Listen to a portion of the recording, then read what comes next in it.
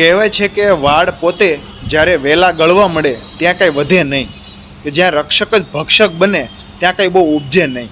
નમસ્કાર, હું આપનો દોસ્ત યશકુમાર સોજિત્રા. આજે મારે વાત કરવી છે હિન્દુ ધર્મના દરેક લોકોની અડગ આસ્થા ભગવાન શ્રી રામના રામ જન્મભૂમિ અયોધ્યા રામ મંદિરમાં દાનના ઘોટાળા બાબતે.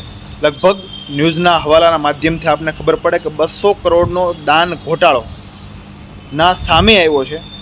પણ આ બાબતે એક પણ જગ્યાએ બજરંગ દળ, એક પણ જગ્યાએ વિશ્વ હિન્દુ પરિષદ, એક પણ જગ્યાએ RSS કે એક પણ જગ્યાએ ભાજપના કાર્યકર્તાઓ ક્યાંય પણ પ્રોટેસ્ટમાં ઉતર્યા નથી અને વિરોધ નથી નોંધાવ્યો કે હિન્દુ ધર્મની આસ્થા ઉપર કલંક લાગ્યો છે, હિન્દુ ધર્મના લોકોને તકલીફ પડી છે, હિન્દુ ધર્મના આસ્થાનું પ્રતીક ભગવાન શ્રી રામના રામ જન્મભૂમિ રામ મંદિર અયોધ્યામાં આવડો મોટો દાન ઘોટાળો. તો આમની પાછળ શું સમજવું? એક રીતે તો આપણે ન્યૂઝ સમાચારમાં એ પણ સાંભળીએ છીએ કે એ ટ્રસ્ટમાં મોટે ભાગે RSSના અને ભાજપના નરેન્દ્ર મોદીના નજીકના માણસો હતા. જો આ વાત સાચી હોય તો આપને ખબર પડે કે પોતાના જ જ્યારે ભક્ષક બને છે, રક્ષક જ ભક્ષક બને અને વાડ પોતે ચીબડા ગળે તો ત્યાં કાંઈ વધે નહીં.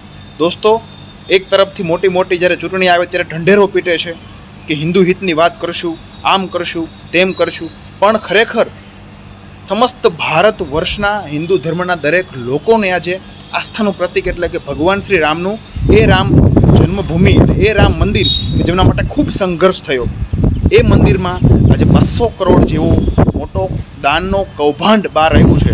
એ બાબતે નરેન્દ્ર મોદી પણ એક શબ્દ બોલવા તૈયાર નથી, ના અમિત શાહ બોલવા તૈયાર છે, ના યોગી આદિત્યનાથ બોલવા તૈયાર છે, ના કોઈ પણ એમની ધાર્મિક સંગઠનો. દોસ્તો, અમથા તો અવારનવાર હજારો જગ્યાએ પ્રોટેસ્ટ કરતા હોય, પણ શું આ વખતે ખરેખર હિન્દુ ધર્મના હિતમાં આ દરેક લોકોએ RSS હોય, બજરંગ દળ હોય, વિશ્વ હિન્દુ પરિષદ હોય, ભાજપ હોય, એ લોકોએ પ્રોટેસ્ટ કરવું જોઈએ કે નહીં? કે માત્ર ને માત્ર વિરોધ પક્ષના લોકોએ જ વિરોધ કરવો જોઈએ? આ મોટો સવાલ છે. તમારું શું માનવું છે આ બાબતે? કે બનાવટી હિન્દુત્વ ભાજપનું ખુલ્લું પડે છે કે પછી બીજું જ કાંઈ? તમારો ખાસ અને ખાસ કોમેન્ટ જરૂરથી કરજો અને શેર જરૂરથી કરજો.